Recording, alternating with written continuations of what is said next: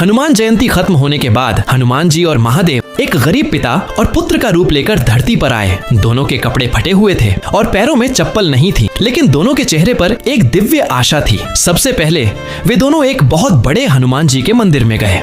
मंदिर में बहुत भीड़ थी। लोग माला और प्रसाद लेकर हनुमान जी को चढ़ा रहे थे। शंकर जी और हनुमान जी एक सजे हुए युवक के पास गए।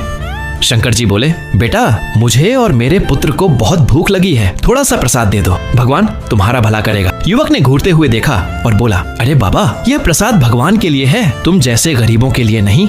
इतना कहकर उसने उन्हें धक्का देकर लाइन से बाहर कर दिया। शंकर जी और हनुमान जी मुस्कुराए और आगे बढ़ गए। थोड़ी दूर चलने के बाद वे दोनों एक मिठाई की दुकान पर पहुंचे।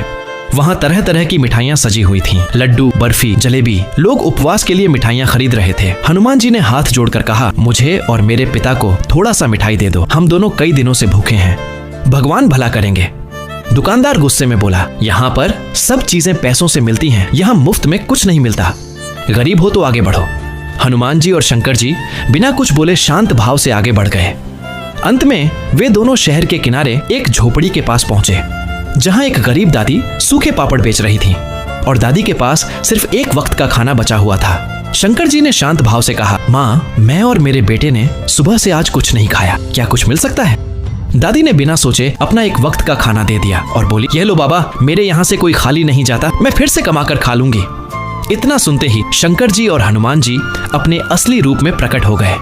शंकर जी ने उसकी टूटी झोपड़ी को एक सुंदर पक्के मकान में बदल दिया और हनुमान जी ने दादी को सोने से भरे सिक्कों की एक टोकरी दे दी।